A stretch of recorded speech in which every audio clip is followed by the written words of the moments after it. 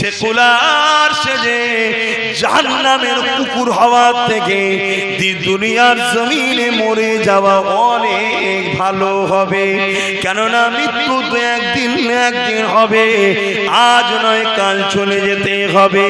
কিন্তু দুনিয়ার জমিনে সেকুলারের নাম দিতে গিয়ে নিজের কালচারকে বিসর্জন দিয়ে, নিজের ধর্মীয় অধিকারকে মিটিয়ে দিয়ে, নিজের রেখে যাওয়া রসুলের দিনকে বিসর্জন দিয়ে এ যুবকেরা মডার্নের নামে শয়তানের চালা, শয়তানের দলদাস করে নিজেদের জাহান্নামকে কিনে নেবেন না।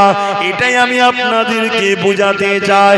মনে রাখবেন, এই দুনিয়ায় অনেক বড় বড় জালিম শাসক এসেছে, তাদের মধ্যে থেকে ফিরআউনও ছিল, নমরুদও ছিল, সাদ্দাদও ছিল, আবু জেহেলও ছিল।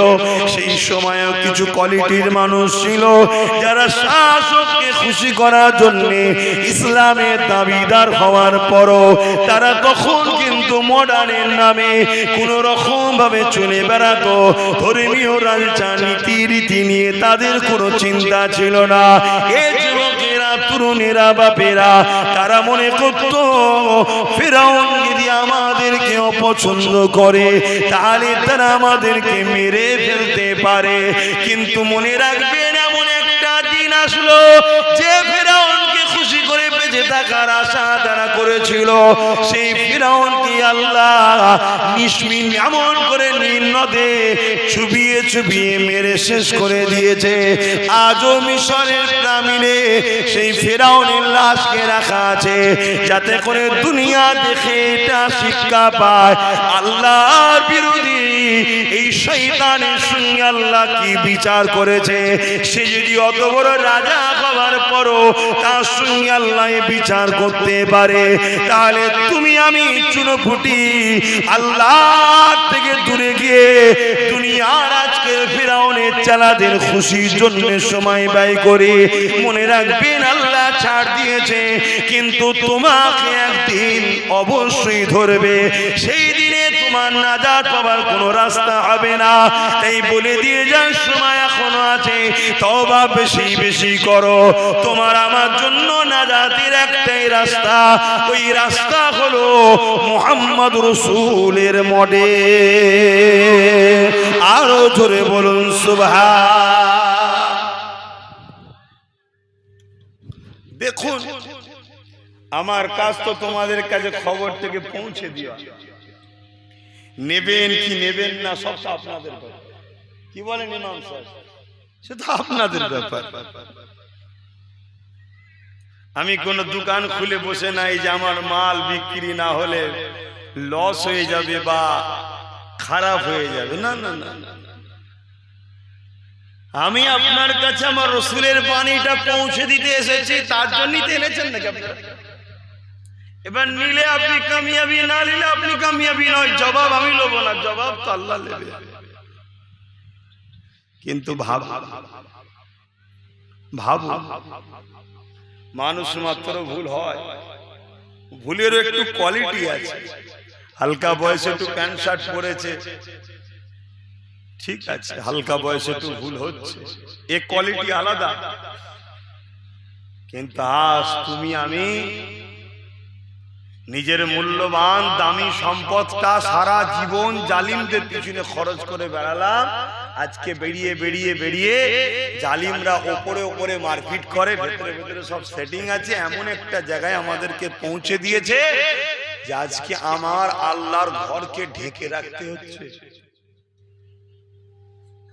কথা কিছু মাথায় ঢুকছে না?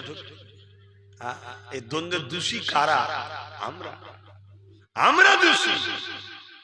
কেন? আমরা 500 টাকায় বিক্রি হওয়া লোক, 1000 টাকায় বিক্রি হওয়া লোক, 1 কিলো আলু 250 তেলেতে আমরা বিক্রি হওয়া লোক। আমরা একবার ভাবিনি যে এমন লোকেদের সঙ্গে আমরা উঠা বসা করে ফেলছি যারা আমাদেরকে পাওয়ারের চোটে আস্তে আস্তে শিক্ষা থেকে পঙ্গ করছে। এত তো লোক বসে আছে। কজনের আত্মীয় স্বজন দূর দূর পর্যন্ত থেকে বলুন, জজ আছে কারো আপনাদের আত্মীয়ের মধ্যে? কথা বলছে না তো, কেন নেই? আমরা ওটা তো ভাবিনি।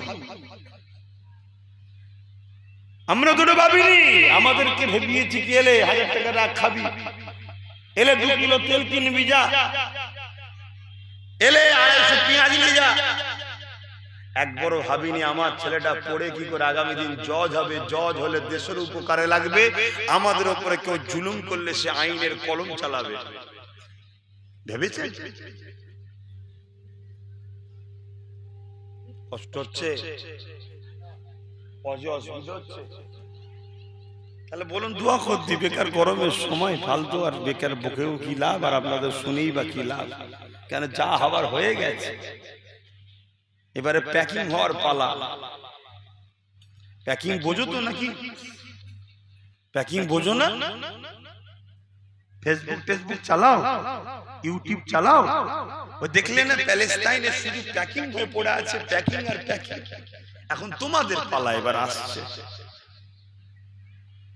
প্যাকিং হলে তবুও ঠিক আছে, যাক যেতে তো হবে, চোখের সামনে মা বোনের ইজ্জত না লুটে লাই, সেটাও সাবধান হও, সেদিনও আসছে।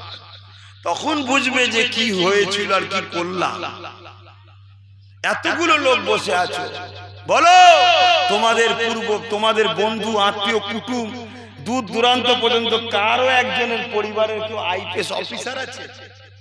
বলো কারো থাকে? বলো না যে আমার পরিবারের একজন আছে, ওই দুই সম্পদে বোনায়ের বোনাই হয়, খালা হয়, মামু হয়, তার বোনের কেউ হয়, দূরেই হোক না রে বাবা, আইপিএস অফিসার কারো আছে?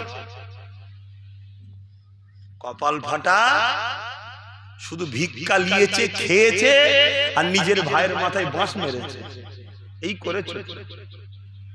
এবার কি হবে? ছেলেগুলোকে যদি পড়াতো, তোমার দাদুগুলো যদি তোমার বাপগুলোকে পড়িয়ে আইপিএস অফিসার বানাতো, ডাব্লিউএস অফিসার বানাতো, জজ বানাতো, উকিল বানাতো, ডিএম বানাতো, বিডিও বানাতো, তাহলে আজকে কলমের জোর থাকতো না? থাকতো? এই কথা কষ্ট হচ্ছে, খুব গায়ে লাগছে না? কোথায় ভেসিয়ে দিয়ে গেল আমাদের ঘরে, কোথায় ভেসিয়ে দিয়ে গেল? 30 বছর ধরে এক বদমাইশের ঝান্ডা ঘুরেছে, 34 বছর ধরে আর এক বদমাইশের ঝান্ডা বয়েছে, 15 বছর ধরে আর এক বদমাইশের ঝান্ডা বয়েছে, এই করছে তো শুধু। একবার ভাবলো না যে এই জাতটা কি করে, এদের শিক্ষা কই, এদের ডাক্তার কই, এদের উকিল কই, এদের জজ কই, এদের ডিএম কই, এদের বিডিও কই, এদের আইপিএস অফিসার কই? একবারও ভাবলো।